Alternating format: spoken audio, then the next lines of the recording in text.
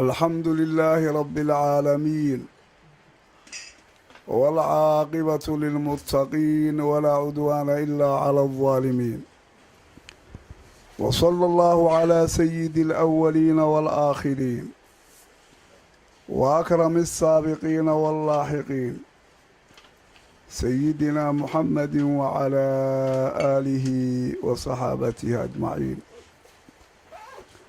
أما بعد، فيقول الله سبحانه وتعالى في كتابه العزيز: وذكر فإن الذكرى تنفع المؤمنين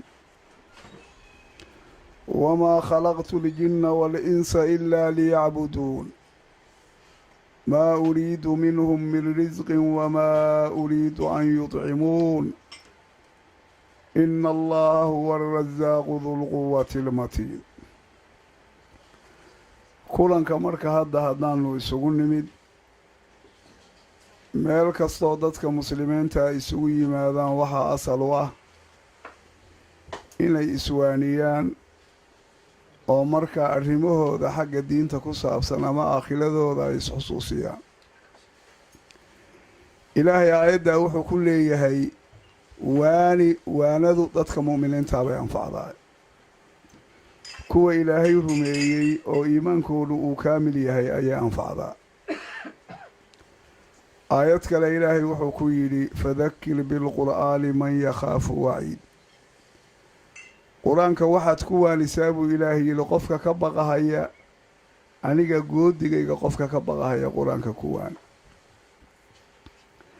marka qofka waana qaadanhayana waa kaas, sida ilaahba aayad kale uu ku yidhi: sayadakkaru man yakhshaa wayatajannabuha alashqaa alladii yasla annaara alkubraa huma laa yamuutu fiiha walaa yaxyaa. waxa waana qaadanhaya ayaa ilaahay uu yidhi qofka rabbi ka cabsanahaya ayaa waana qaadanhaya. waanada waxaa ka fogaanahaya marka aan ku intifaacayn midka dhur daraysay ayaa ka fogaanahaya. kaasi marka waa kee? waa midka naarta weyn galahaya, yasla annaara alkubraa alladii yasla annaara alkubraa huma laa yamuutu fiiha walaa yaxyaa. midka naartaa weyn galahaya ee markaa aan kuna dhimanayn kuna noolaanay, oo macnaha waxaa weeye ma geeriyoonahayo. ilee geeri la dhinto adduunyada ayaa ugu dambaysa. maxaa yeelay sida nebiguba calayhi salaatu wasalaam xadiidka uu ku caddeeyey, maalinta qiyaamaha ahlu naarka waxaa loo odhanhayaa: yaa ahla annaari khuluudun falaa mowt aa loo odhanaya, ama khuluudun bilaa mowt.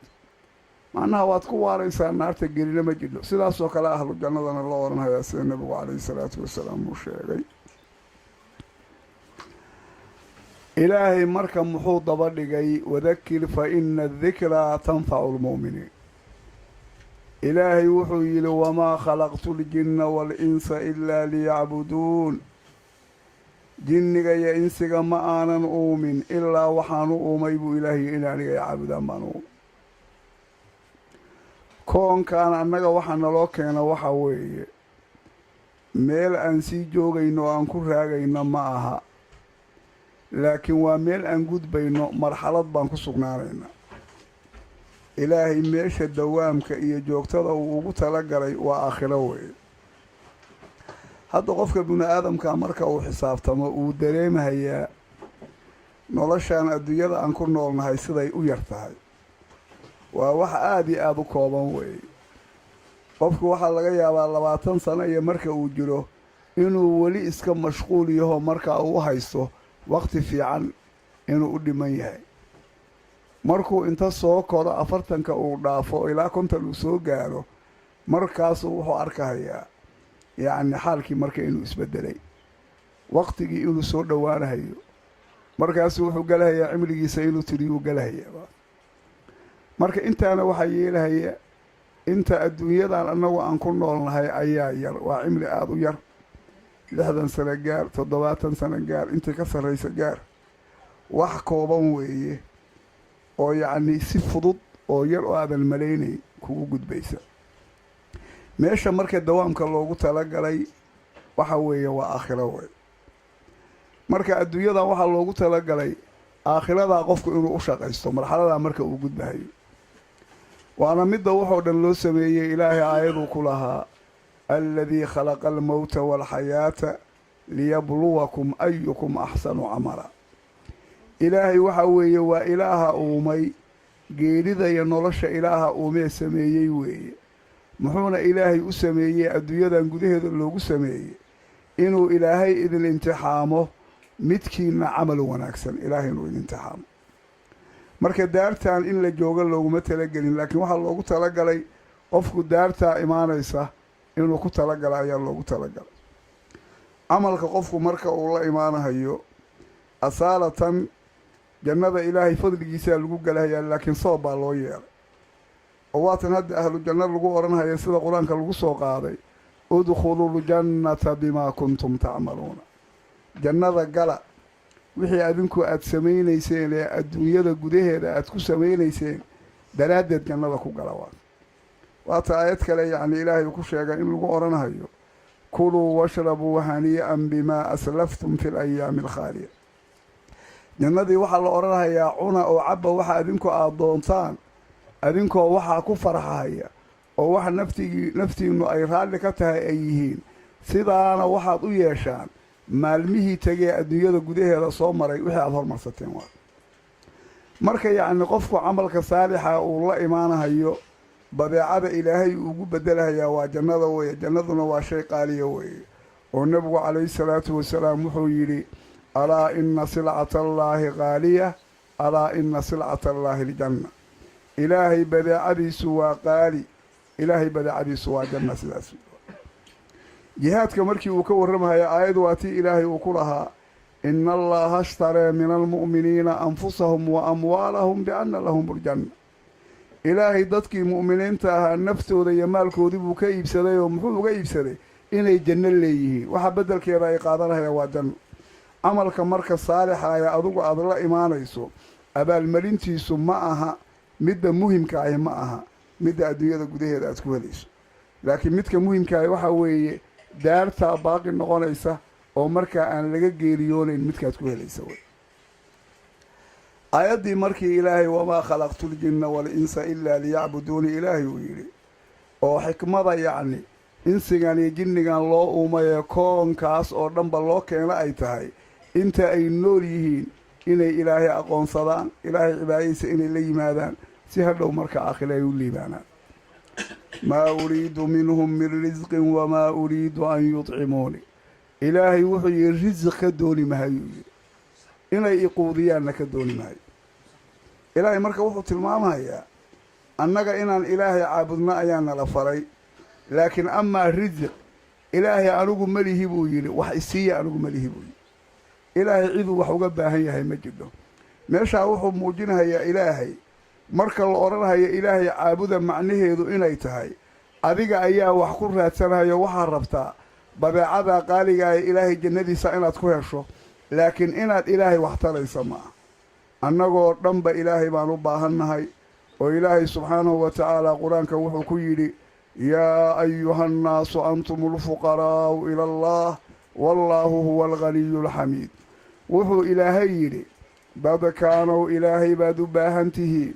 ilaahay waa midkii deeqtoon ee adinka idinka deeqtoon, waa midkii xamiid ee maxmuud ee la mahadinahayo oo afcaasha uu samaynahayo lagu mahadinahayo kaawe. marka shaygaa risiqa lagu magacaabo ilaahay asaga ayaa u damaalo qaado. meeshaa waxaa lagu tusaalaynhayaa haddii la yidhi waxaa lagu uumay ilaahay inaad caabuddo, inaad tidhaahdo inaan shaqaystaan u baahanahay see baan wax u helaya, shaqada laguma diidana, laakiin risiqa ilaahay asaga ayaa bixiya, asaga ayaana asbaabihiisa ilaahay sahla. ilaahay wuxuu ku yidhi aayad waka'ayin min daabbatin laa taxmilu risqaha allaahu yarsuquhaa. ilaahay wuxuu yidhi badanaa buu yidhi wax nuuxsanahaya ee ardadan korkeeda ku nuuxsanahaya ee risiqeeda aan qaadayn allaahu yarsuquhaa wa iyaakum. oo ilaahay uu arsuqahaya middaa daciifkaa ee risiqeeda aan qaadanayn. adinka kan xoogga leh ee risiqiinna qaadanahaya ee moodahaya awooddiinna inaad wax ku soo dhacsanaysaanna ilaahay wuu idin arsuqahaya. wahuwa asamiicu alcaliim. ilaahay markaa wuxuu leeyahay ilaahay waa ilaaha maqlahaya hadallada yacni addoommadiisu ay ku hadlahayaan buu maqlahayaa. ilaahay dhaqdhaqaaqooduu ilaahay og yahay, qalbigooda waxa ku sugan buu ilaahay og yahay, meel kasta ay ku sugan yihiin ilaahay wuu og yahay. qof walba risiqa wuu u baahan yahay iyo kayfka ilaahay uu ku gaadhsiinahayo ugu sahlahayo ilaahay wuu og yahay.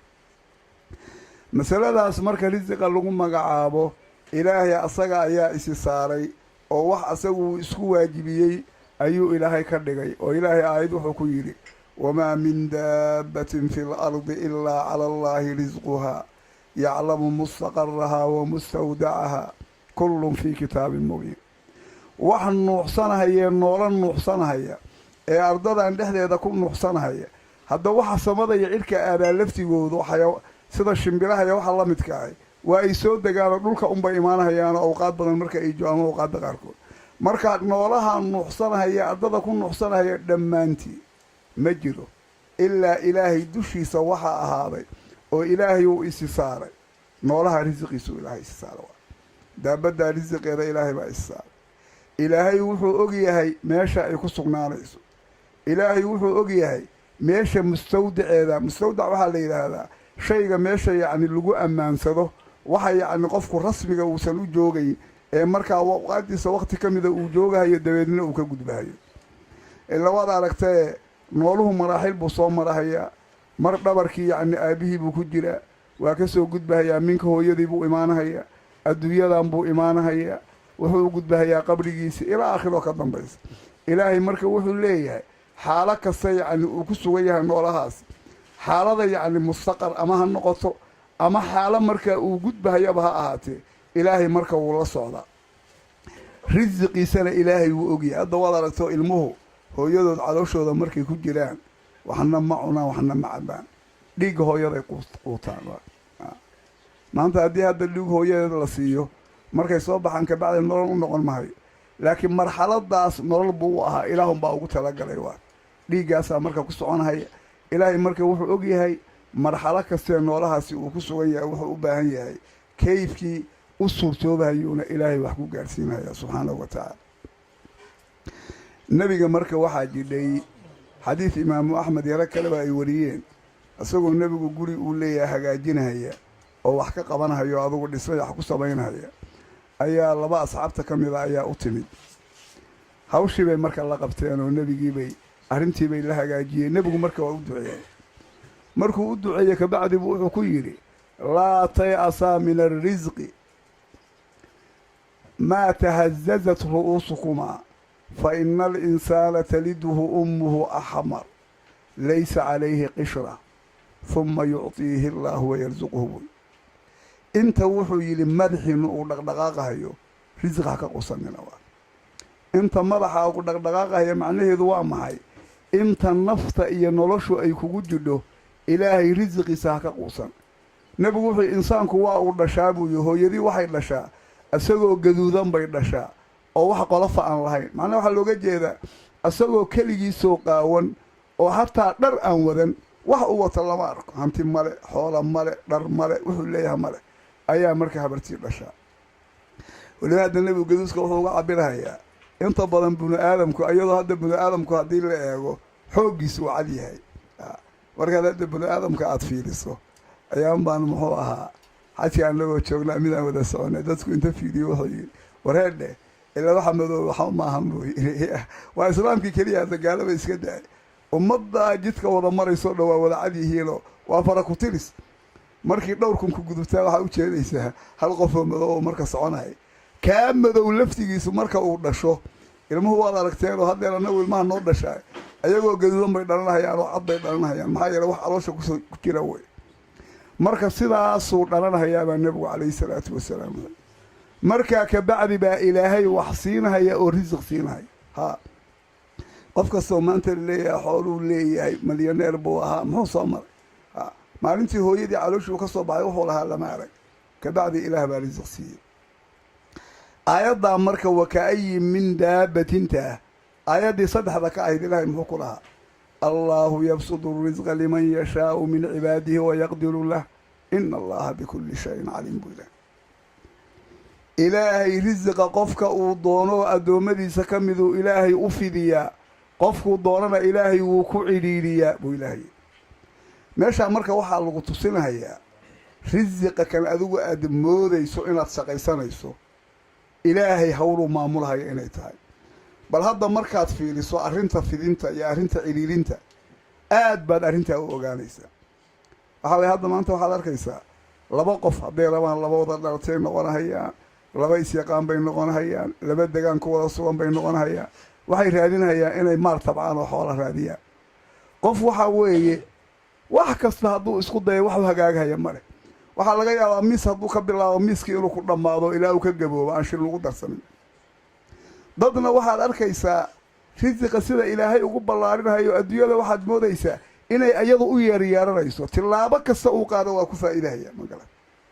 awoodda qofka ma aha, hataa caqligiisa iyo kartidiisa iyo muxuu ahaa kuma salaysna. inta badan waxayba yidhaahdaan dadka yacni bini aadamka kuwa ugu caqliga badan waa fuqara yidhahdaan magalan. ilaa hawsha hadday caqli ku imaanayso dadka ugu caqliga badan baa noqon lahaa kulligood wada qani. caqli kuma xirra. garaadkaagu ha yaraado, meel dhaxa ha ahaado, ha weynaado, waxa weeye waxay ku xiran tahay waa maqaadiirta ilaahay bay ku xiranta. marka qofka marka risiqa loo fidinahayo waa hawl rabbi. qof baa intaa rafanahaya, ganacsuu leeyahay, xagga ka dhac, xagga laba xarig oo isugu xirmaysaa ma jiro. midna waxaa weeye tillaabo alla tillaabadu qaado waa ku guulaysanaya. marka waa arrimaha tusinahayo weeye yacni awoodda ilaahay ah. maalin baan kuwaan caddaanka ah ka midoo guriga iigu timido aan xoogaa waxaan damcay inaan marka mid baa iga tarjumahaya inaan bal wax yar hadda waxna inta badan lama odhan karo waa dad iska waxaysan baan waxaan idhi qofkan hadda binu aadamka ah laba xeelood keliyaan xoogaa u soo qaado.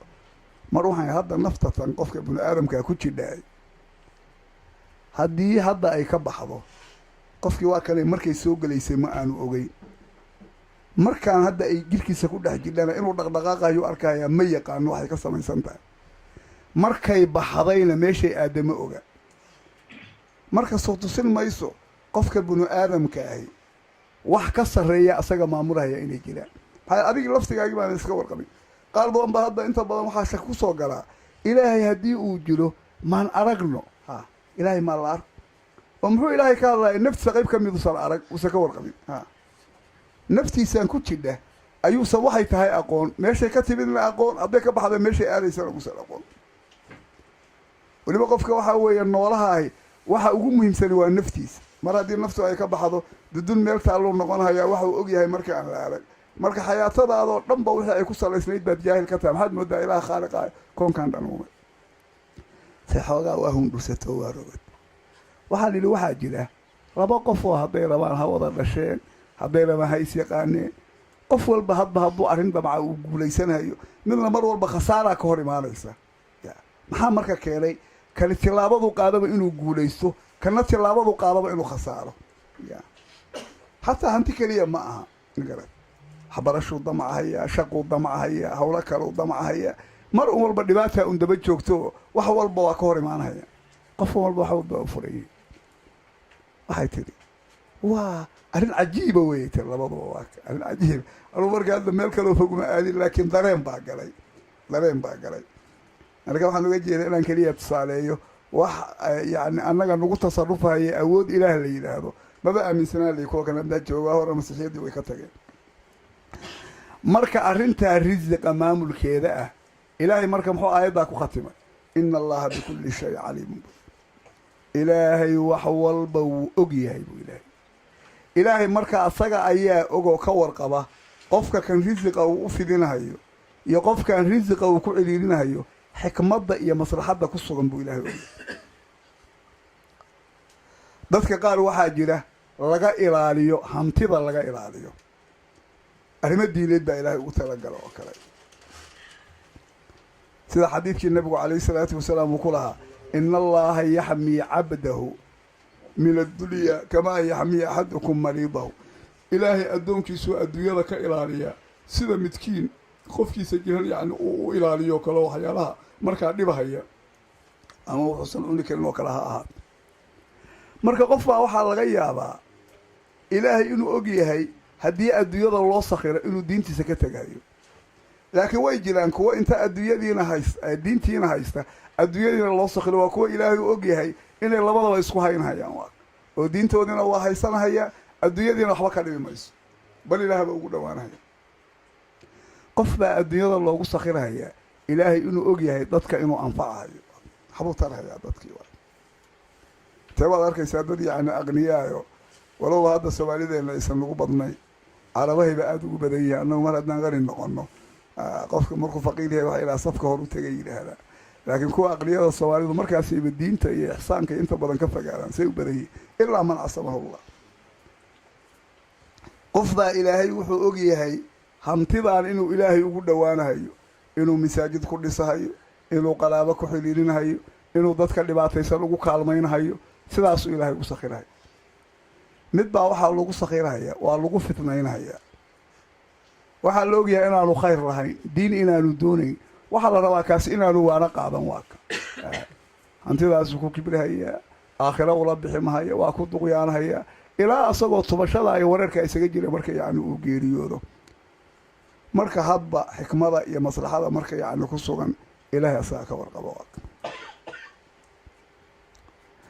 marka shaygaan hadda adduunyada anagu marka hadda aan ku sugannahay, ilaahay markii uu ka warramahayey wuxuu yidhi man kaana yuriidu alcaajilata cajalnaa lahu fiihaa maa nashaa'u liman nuriid huma jacalnaa lahu jahannama yaslaahaa madmuuman madxuura waman araada alaakhirata wasacaa lahaa sacyahaa wahwa mu'min fa ulaa'ika kaana sacyuhum mashkuura kulan numiddu haaulaa'i wa haaulaa'i min cataa'i rabbik wamaa kaana cataa'u rabbika maxduura. ilaahay wuxuu yidhi qofka doonahaya middaan degdegaysee adduunyada ah, cajalnaa lahu fiihaa maa nashaa'u liman nuriid,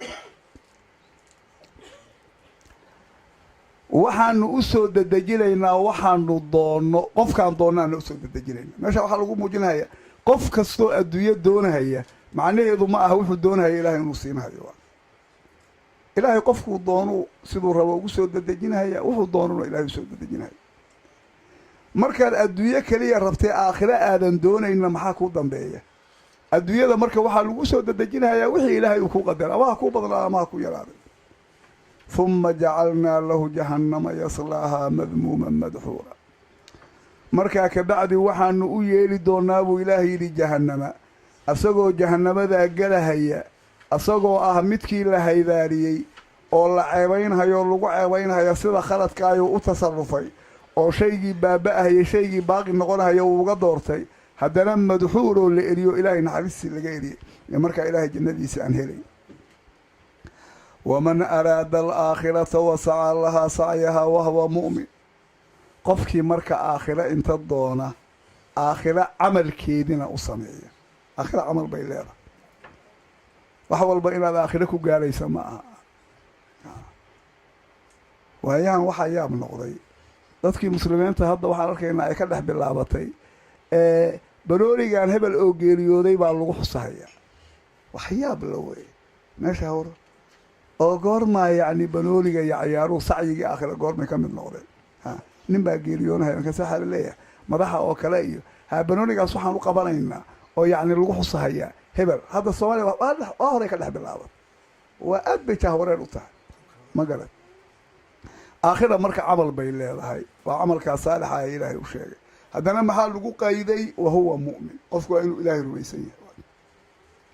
qofku haddaanu ilaahay rumaysnayn oo aanu diinta rumaysnayn, nebigu waa ka hadlo camalka wanaagsan oo dadka gaalada ahi ay samaynhayaan ee niye aan u baahnayn, oo sidii salaad iyo xaj waxa aan ahayn, ee sida yacni sadaqada, qaraabo ay xidhiiliyaan, qof dhibaataysan ay u kaalmeeyaan, waxyaalaha ah abaalmarinteeda adduunyada loogu soo dedejiyaa. nebigu wuxuu yidhi xataa idaa afdaa ila alaakhirati lam takun lahu xasanatun tujzaa bihaa.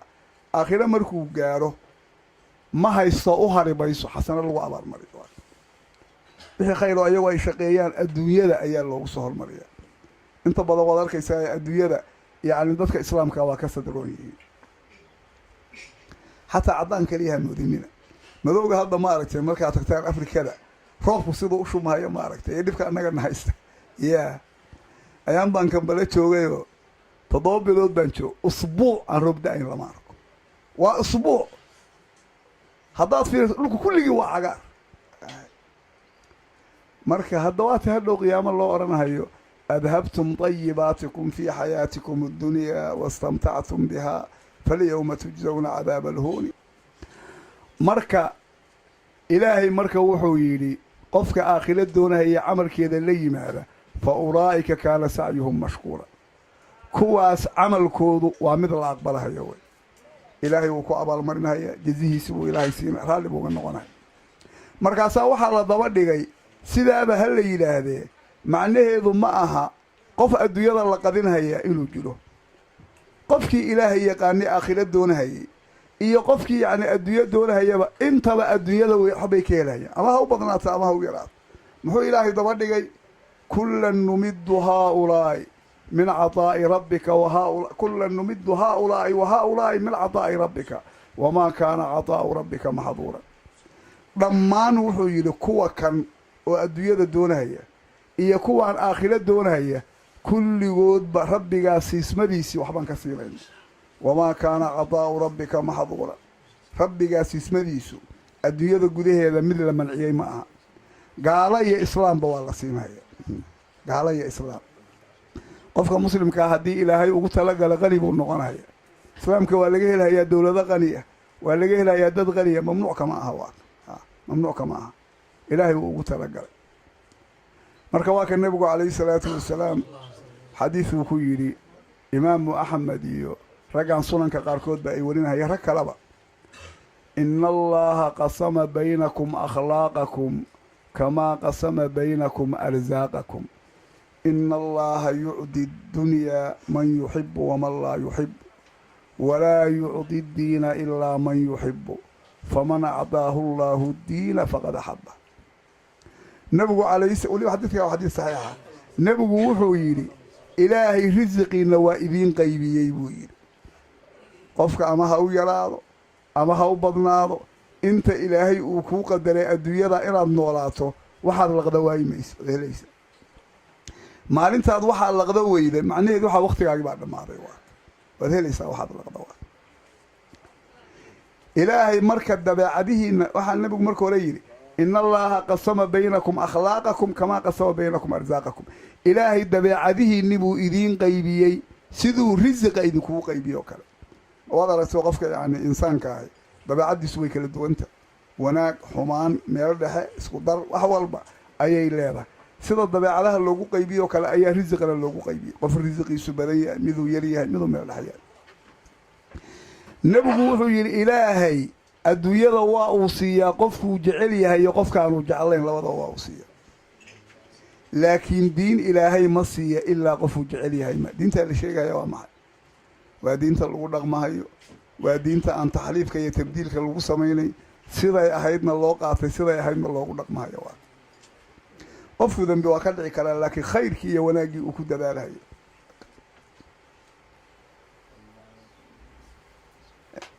diin ilaahay ma siiyo ilaa qofku jecel yahay ma qofka marka ilaahay diin uu siiyo qofkaa waa u jeclaaday baa nebigu calayhi salaatu wasalaam waa ka xadiidkii bukhaariya rag kaleba ay wariyeen nebigu lahaa man yurid illaahu bi khayran yufaqihu fi diin qofkii ilaahay khayr ula doona diintuu fahamsiiyaa sababtaa waxaa weye wax khayra marka aad samaynayso waxaa marka hore ka horreeya inaad diinta wax ka taqaano shardi maaha inaad caalim tahay oo kale laakiin waxaad ku cibaadaysan lahayd oo aad xumaanta uga fogaan lahayd inaad taqaano ayaa loo baahan yahay waa ilidda markaa waxaa weeye aad ku gaarayso wey sidaa marka daraaddeed adduunyadan qof laga manciyey inaanay jirin oo risiqu gaalaya islaam inuu u furan yahay markii muxuu ahaa ilaahay nebi ibraahim uu inta la ballamay imaamnimada uu kula ballamay ayaa nebi ibraahim warasadiisibuu soo qaado wuxuu yidhi wa min durriyatii ilaahu warasadeena ay ma ka dhig maxaa markaa loogu jawaabay laa yanaalu cahdiya aldaalimiin buu ilaahay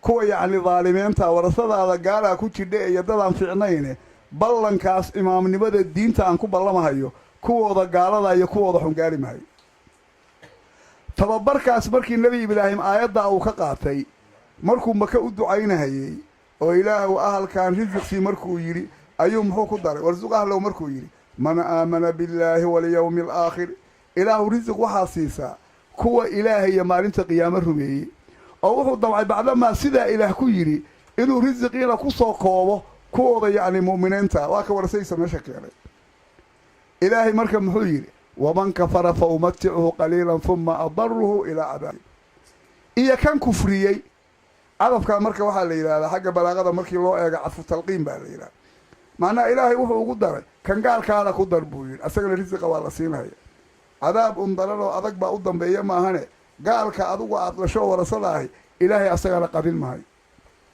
hadda maka intee baa gaala haysay nebi maxamed baa ugu horreeyey waktigii dambe xilligaa horeo hadde awal nebi ibraahim wiilkiisa uu keenay intii ka dhaxaysay muddo dhan baa dadka joogaa gaala ay ahaayeen ma garat marka taas waa middaa ilaahay insaanka uu ugu talagalay wey qof walbaana risiqa ilaahay uu qadaray uu helaya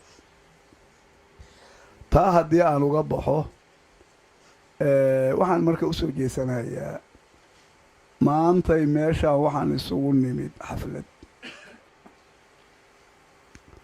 xafladdaasoo tadkira u ah macalin siciid xafladaha marka noocaan oo kale ah oo mar walba aada qabataan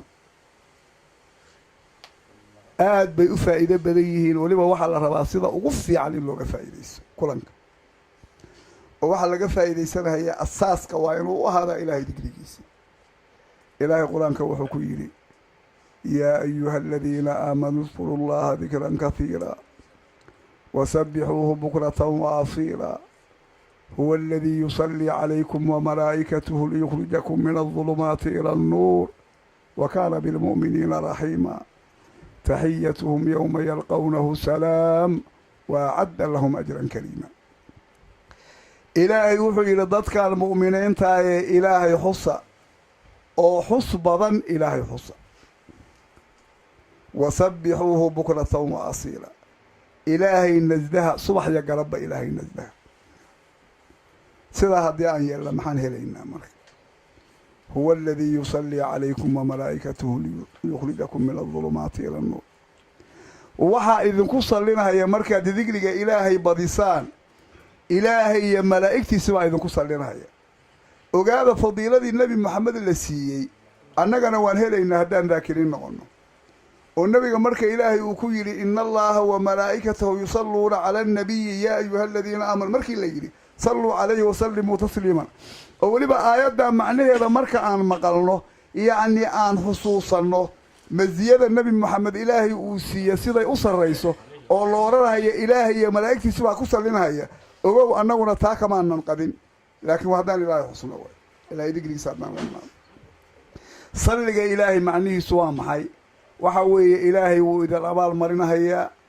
ilaahay wuu dembigiinuu dhaafahayaa ilaahay khayr iyo janno idinku abaal marinahaya malaa'igta salligeeduna waa ducada iyo istikfaarta malaa'igtuna waa idiin ducaynaysaa wey marka maxaa ka dhalanahaya markaa salliga ilaahay iyo malaa'igta maxaa ka dhalanahaya waxaa ka dhalanahaya mugdigii dembiga aad ku sugnaydeen ilaahay inuu idinka saaro oo markaa ilaahay uu idiin saaro iftiinka daacada ilaahay inuu idiin saaro hadda qofku markuu meelaha digrigaa yimaado faa'iidada leeda waxaa ka mid ah weliba hadduu alfaadda macnahooda garanahayo qalbigiisu waa khushuucahaya xataa xilligaa waxyaalaha dembigaa ku fakari maayo wanaaggu ku fakarahaya sababtaa waxaa way digriga ilaahay nuur buu leeyahay nuurkaas marka qalbiga marka uu galo wuxuu keenayaa shaydaanku inuu fogaado khabar waxaa ku sugnaa oo nabiga laga wariyay inuu yidhi qofku idaa dakara alinsaanu idaa dakara laha khanasa shaydaan war noocaas macnihiisu sidaa u ahaa qofku markuu ilaahay xuso shaydaanku dib buu u dhacahaya ila markan qur-aanka shaydaanka khannaas lagu tilmaamayo min sharil waswaasil khannaas laleeyahay midka dadka waswaasiyee dib u dhaca dibdhacaas markuu dib u dhacahayo waxaa weeye xaaladda qofka digriga ilaahay ku jira waa ilaahay markuu xusahayo weliba waxaa ka sii xoog badan markuu qalbigiisana haddana xaadirsanahayo ilaahay cadamadiisa iyo waxa kan hadda lagu dhawaaqahayo markuu xaadirsanahayo wa kaana bilmu'miniina raxiima ilaahay dadka mu'miniinta midkii u naxariisanayo naxariistiisu ay badan tahay wey dadka daakiriinta muxuu ilaahay yidhi maxaa xaalkoodu noqonahayaa qiyaama taxiyatuhum yowma yalqawnahu salaam buu ilaahay nabdaadintoodu maalinta ilaahay ay la kulmahayaan waa salaam wey. salaamun calaykum ilaahay inuu ilaah salaamun qawlan min rabbin raxiim waatii ilaahay suuraduu ku lahaa. sidaa laftigeeda malaa'igtaa u salaamaysay waata lagu soo qaado qur-aanka khasanadu inay ku leeyihiin salaamun calaykum tibtum fadkhuluhaa khaalid. nabadgolya korkiina ha ahaato waad wanaagsanaateen jannada gala adinkoo ku waarahaya. waacadda lahum ajran kariiman buu ilaahay ku soo gabagabay. ilaahay wuxuu u diyaariyey ajar wanaagsan. xafladahan marka maxaa loo baahanya? xafladahan markaad isku timaadaan ama aanu isku nimaadno, xafladahan asaas ha looga dhigo. marka hore xuska ilaahay ha lagu daaro. markii xuska ilaahay lagu daaro nabiga salligiisa ha lagu daaro. markaa ka bacay dadkii saalixiinta ah qasaa'idii lagu ammaanayo oo loogu ducaynayo ha la qaado. taa waa inay asaas noo noqotaa qof walbo. dadkii hadda saalixiinta ee dariiqooyinka waxaa laga soo gaaro o dhanba sidaasay ahaayeen. weliba xataa dadku aad bay qasaa'idda ee ashcaarta u jecel yihiinoo qasaa'id badan oo ilaahay digrigiisa ayaa la hayaa. kuwa ilaahay lagu ammaanahayaa culummadii soomaaliyeed ay sameeyeen, kuwa adkaartii lagu xusahayo. waad arkaysaa qasaa'idooda qaarkood waxaa ka mid ahaa iyadoo qaar lagu bilaabahayo oo dadkao dhanba ay ku wada dhawaaqahayaan astakfirullah astakfirullah astakfirullah. markaasaa maxaa laga sheekaynhaya? dembiyada la galay oo kale. abyaaddii maxaa la qaadahaya? dembiyadii baa la tirinahaya. markaasaa lagu dhawaaqahaya ilaahu. tasbiix baa la qaadaya subxaana allah subxaana allah subxaana allah. abyaadda kale oo la qaadahaya maxay noqonaysaa? waxa ilaahay tansiihiisa iyo cadamadiisa tusinahayo. xamdigii alxamdu lilah alxamdu lilah alxamdu. markaasaa nicmooyinkii ilaahay dadka ugu galay. waad aragtoo sheekh suufi oo kale iyo qasiidadiisii tawxiidka ahayd oo kale. sheikh uways qasaa'idiisuba waxay u badnaayeen tawxiid. wixii soo raaca waxay ahaayeen nebi moxamed wuxuu ku ammaanahaya. way yaraayeen. haddeer baa u fiirsada nimaan habeen ku lahaa qasiida sheikh uways awliye uu ku ammaanahaya intee ka aragtee? midaan madadkan sheekh cabdiqaadir uu ku ammaan qasaa'id badan ma aragtee? waxaa weeye ragga dariiqada laga soo guuriyo oad arkaysaani xooggoodu dikriga ilaahay baa asal u ahaa. awliyada qasaa'id way ku alifi jireen, way ammaani jireen, laakiin markaskiiska asaasigaah waxay wax ku gaareen waa ilaahay dikrigiisa bay ku gaareen. kaasay badin jireen.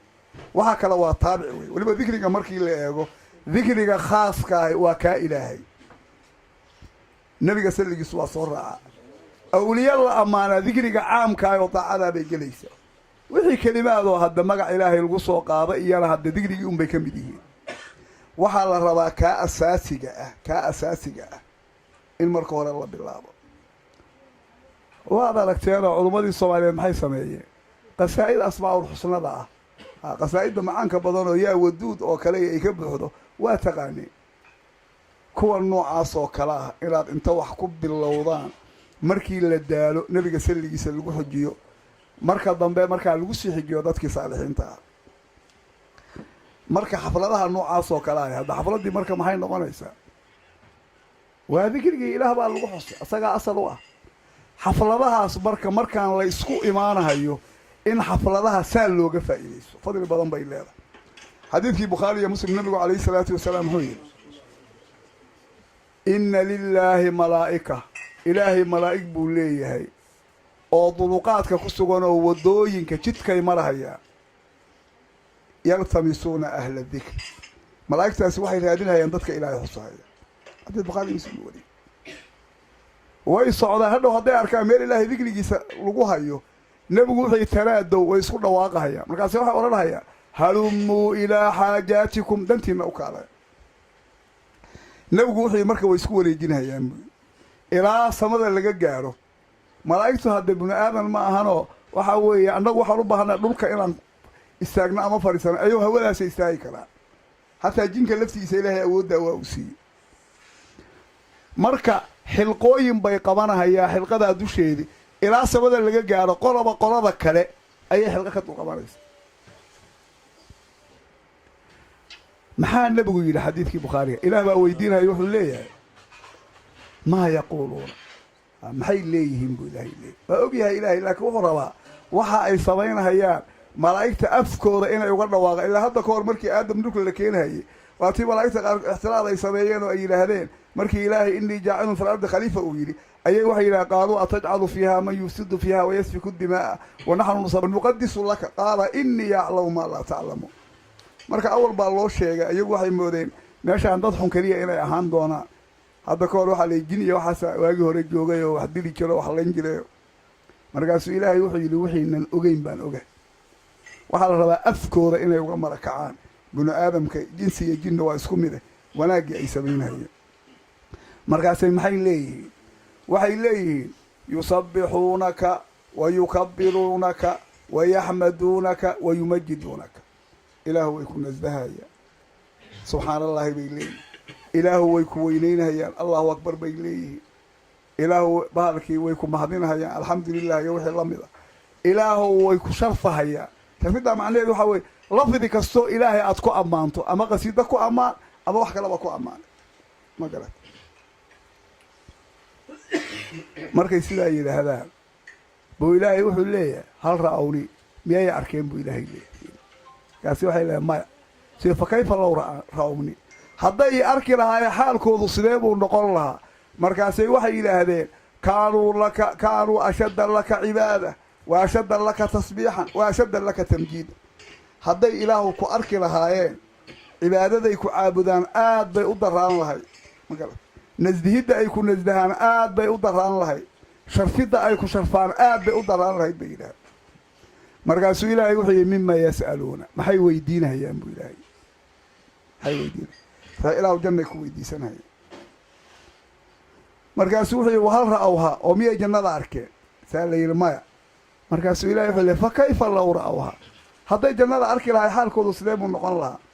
markaasay ilaahay waxay ku leeyihiin kaanuu ashadda calayhaa xirsan wa ashadda lahaa talaban wa ashadda fiihaa ragba.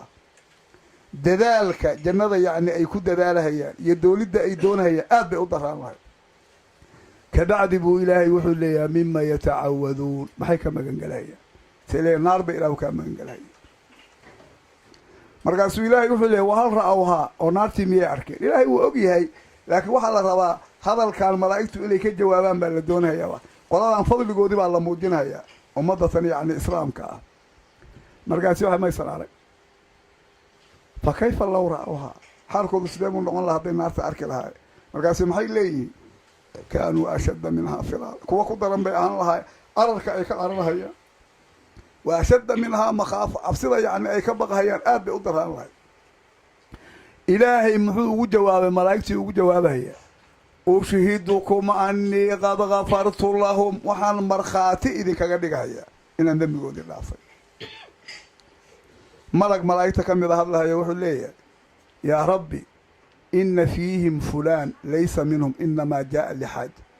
nebiyow qoladan daakiriinta ah hebel baa ku jira oo ayaga aan ka mid ahayn dan buu u yimid ee dikri ilaahay uma imaan. muxuu ilaahay ugu jawaabay marka ugu jawaabay humul julasaa'u laa yashqaa bihim jaliisuun. waa kuwa isla fadhiya oo dikrigaa ilaahay bay yacni meel bay wada fadhiiseen. ninkan fadhigii buu ka mid yahay. kuwaas marka ilaahay dartii u fadhiyay dikriga ilaahay la imaanahaya qof ayaga la soo fadhiistay dartood buusan ahlu naar u noqon doonin. so wax weyna badan maaha. dad baa dadka ku wareeriyey qof dartii wax laguma sameeyo. hadduu hadda maanta qofku yidhaha ilaahu nebi maxamed fadligiisa waxay gu sii odhanahaya baadi baa ku sugan tahay. nebi maxamed aan la gaarin annagaan baa markaan dikriga ilaahay la imaanayna haddii dadna soo ag fadhiistaan oo aan dikriga u socon daraaddeen ay naarta ilaahay uga badda. qofkii ku dhawaaqahay maxaad u malaynaysa. riwaaya muslimu weliya iyadoo waxaa ku jidhay malagu wuxuu odhanayaa ilaahu addoon khataa fiil addoon gaf badan ayaa soo maroo qoladan u yimid. markaasuu ilaahay muxuu leeyahy humul qawmu laa yashqaa bihim jaliisuhum buu leeyahy. kuwan daakiriintaa waa qolo ayaga daraaddood kan la fadhiisay aanu ahlu naar u noqonayn. war soo barwaaqo aada u weyna badan soo ma aha. majliskaas iyo majaalistaas intaa looga faa'iidaysto asaasku tartiibtaa inuu noqdo ayaa loo baahan yahay. marka haddaan laakiin markaan isku nimaadno amdaaxda keliya ay noo badato oo waxaan akrinaynaa ay amdaax u bataan ama amdaax noqdaan haye malaa'igtu hadhow maxay naga geynahayaan. kolleyba khayr waa naga geynahayaan laakiin tasbiix iyo taxmiid naga geyn mahaya hawshu weji kaley markaa yeelanaysaa soomeynan gala laakiin haddaan tasbiixdii iyo taxmiiddii daldalno khayrkii kaloo saalixiintana wadno ma garata waa laba wanaagoo marka aan isku darnay taa hala la ogaado dadka dariiqada annagu aan u nisbo sheeganaynaa oo marka hore aan ka nimid daakiriin dad ilaahay si dhaba u xusi jiray ahaay hadda sheekhu weys habeenkaasoo dhan buu adkaartii wadaa hadda ka hor nin sheekha wuxuu noo sheegaa culimadeenna ka mid yahay nina isaga laftigiisu wuu soo gaarayo marka isaga wuu soo gaaray laakiin ka maqaliyaa iyo dad kaleo markii jooga sheegaan ninkii la ohan jiray sheekh maxamed faqi yuusuf wuxuu anoo yar baa la ii keenay sheekha markuu intaa adkaarta ku jiro hadhow marka qolkii anigu aan deganaa sariirtiisuba iseexiyey wey meesha hadda xifti waa joogtaa waxaa oo dhan markuu soo sameeyo saxarka wuxuu yidhi saasuu inta u fadhiisto sariirta dhinac buu saa inta isugu tiiriyo ayuu 500 laa ilaaha ila allah laa ilaaha ila allah haddana 500 oo kale waa haddii hadda tahajud iyo khayr kale la soo mariyay inta fajarka uu ka sugahayo saaxasho taasaa u ahayd buy hadda haddaan marka sheekada qasiidada keliya ka qabsanno se weliba qasaa'idiisa tawxiidka aada ugu badan yihin marka kolleyba dadaalkii nimankaasi hayeen ma hayno hadda haddaad fiiriso labada wadaadoo aan is idhaahda aad baa qasaa'idooda u badan yahay raggii dambe ka mida waxaa ka mid a sheekh yuusuf ulbaxar iyo sheekh cabdiraxmaan celi baa ka mid a labaduba ha qasaa'id badnaayeen cibaadadooda intee bay leekay aad iyo aad bay cibaado badnaayeen tahajudkooda habeenkii iyo cibaadaadka ay la imaanhayaan sheekh cabdiraxmaan celiga hadda aad arkayso laga yaabo 500 oo qasiideeye ka badan inuu dejiyey wuxuu ilaahay ugu dhowaanahayay ma waxay ahaayeen qasaa'iddaa uu dejiyey maantoo dhan keligeed inuu daldala miyay ahaayeen mase nin cibaadaad fara badan la imaanahayuu ahaa ma garad waxaa jirtay arrin sheekh cabdullaahi cabdi iyo sheekh cabdisheekhaan labaduba ii sheegay ismaysan midba gaarkiisa sheekh cabdullaahina mudug baan uga maqlaya gaalkacyo sheekh cabdina intii xamarkaan aan wada joognay isku sibay ahaayeen labadoodu waxay ka mid ahaayeen ragga sheekh cabdi soo maray sheekh cabdi culimmada waaweyn oo muqdisho ka mid ahaa marka nin kastoo culmo badan wax ka akristaba laabudda war sheekh waa la wada tegi jira ma garad sheekh xuseen caddahaad arkaysa iyo sheekh cabdisheekhaan iyo sheekh cabdullaahi iyo nima war sheekh waa lasoo wada maray sheekhu asagoo culumtan wuxuu akrin jiray carabiyada ilaa alfiyaha iyo qadriga iyo balaaqada laftigeeda iyo wuxuu kaloo akrin jiray tafsiirka iyo fiqiga laftigiisa manhaajka waa akrin jiray laakiin culumtan kaloo macaanigaabaa inta badan hadda culmo kaloo fara badan baa muqdisho joogtay waa aadi jireen oo weliba sheikhiisa sheekh xuseen la yidhaahdaa uu takhasus gaara ku lahaa cilmigan balaaqada iyo culumtan carabiyada labaduba qisay ii sheega waxay ahayd cishaha markuu tukado salligaas baa la akrinhayaa tanbiihul alaamkii waa la wadaa ilaa 6 saac habeenimo marka la gaaro waa isku kelimo waaxida loo ismana oga 6 saac buu mushaahadka ka baxaya wuxuu maqnaanahayaa bay yidhaha 2 saac oo qura weliba sheekh cabdullaahi wuxuu yidhi sheekh cabdilla waa laha inuu seexda xataa u malayn mayno sababtoo ah cunno iyo xaasasna waa leeyahay marka weliba xataa sheekh abukar maxdaal qabligiisana wuu tegi jiray 2 saac markay soo wareegto 8 buu imaanayaa mushaahidka tahajud buu leysaahay qur-aanka waa xifdisanaa markaasuu ilaa waa uu ka bariyo subac iyo 2 subac iyo hadday ka badan buu akrinhayaa waa uu taagan yahay oo kale marka haddee raggan qasaa'idooda aan akrinaynaay rag waxay ahaayeen ilaahay cibaadadiisa ku dadaalhaya ahaayeen kolleyba hadda annagu wakti dambaan maraynaa anwaartu yaraa dadaalku ma badna oo hadda maanta tahajud badan iyo sadaqo badan iyo soom badan iyo wixii dadku ay samayn jireen laakiin waxa intaas oo dhanba nooga filan baa nebigu calayhi salaatu wasalaam noo sheegay nebigu xadiid wuxuu ku yidhi oo weliba saxiixa ah xadiidka abu shayba ayaa wuxuu ku wari ibnu abi shayba wuxuu ku warinayaa musanafkiisa marka xadiidkaasi wuxuu la socday xadiidkii hadda aan sheegahaye in allaha yucdi diina man yuxibu waman laa yuxibu riwaayaadkiisa mid ka mid a ayuu la socday weliba asaga waxaan riwaayadiisa weliba asaga waxay ka cabilaysaa mane walaa yucdi liimaana ilaa man yuxib ayaa nebigu wuxuu leeyahay faman danna bilmaali an yunfiqa wa khaafa alcaduwa an yujaahida wahaaba alleyla an yukaabida falyukthir min qawli subxaana allahi walxamdu lilaahi walaa ilaaha illa allah wallahu akbar qofkii maalka kaga bakiilahaya inuu bixiyo maalka hadda waxyaalaha waajibka waa lagama maarmaan sida inaad zakada ka bixiso xuquuq kaloo aan zaka ahayn waa jidhaayay nebigu wuxuu inna fi lmaali xaqan siwa zakaat maalka waxaa ku sugan xaq oo aan zaka ahayn qaraabada laga xidhiiliyo dadka dhibaataysan oo muslimiinta ah daruura markii ay timaado in laga qayb qaataa laftigeeda oo mayaasiirta muslimiintu ay ka qayb qaataa wax waajiba weeye marka waxa waa laga maarmaan laakiin sadaqa ziyaada ah inuu bixiyo ila bulaadku inta waa baqiile qofkii hantida kala baqiila oo meesha ilaahay daacadiisa aan ugu dhowaanay oo cadowga inuu la jihaada ka baqa gaaladii markii lala dagaalamayo jihaadku fardul kifaayo uu yahay waa geed naf jecel oo waa fulay oo ma rabo inuu dagaalka galo habeenkiina ka baqa inuu ku dhibtooda tahajudka oo xoogaa naftiisa way dhibsanaysaa caawa soo jeeda oo tahajud ka soo jeeda waxaa oo dhan maxaa ka deeqahaya dikriga ilaahay bari waa subxaana allaahi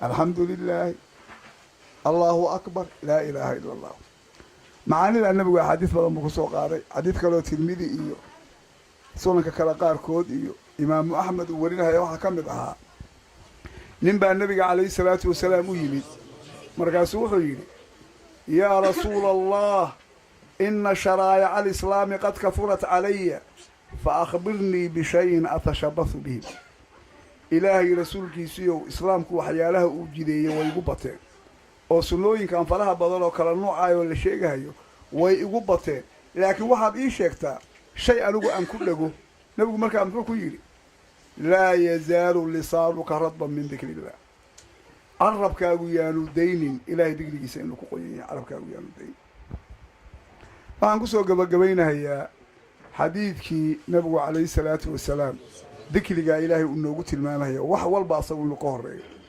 xataa haddaan dadaallo kale lahaynin waxaan u malaynahayaa baxooyinkii la tukan jiray iyo tahajudkii culimmadu soo jeedi jireen iyo qur-aankii maalin walba hal subac muxuu ahaa kow laga siin jiray iyo adkaartii waxaasi inay soo yaryaraadeen baad moodaa xilligan dambe laakiin dikrigan ilaahay qof walba waa u fududya adoo dariiqaaga marahaya adoo baawurkaaga wata adoo meel walba jooga haddaad tasbiixid iyo taxmiid intaasi waa kugu filanta khayr kaloo aad badiso haddaad waxyaalihii waajibaadka aad la timaado way kaaga filanta xadiidkan nebigu wuxuu ku yidhi asagana imaamu axmed iyo tirmidi iyo ibnu maaja iyo raggaasoo dhan baa wariya nebigu wuxuu yidhi alaa unabbi'ukum bikhayri acmaalikum ma idiin sheegaa buu yidhi waxaad samaysaan midka idinkugu khayrka badan wa arfacihaa cinda maliikikum waxaad samaysaan midka ugu sarreeya ilaaha boqorkiina ee idin hantay agtiisa wa arfacihaa fii darajaatikum waxa adinka idinkugu koreeya markii la eega darajaadkiina oo darajaadkiina aakhiro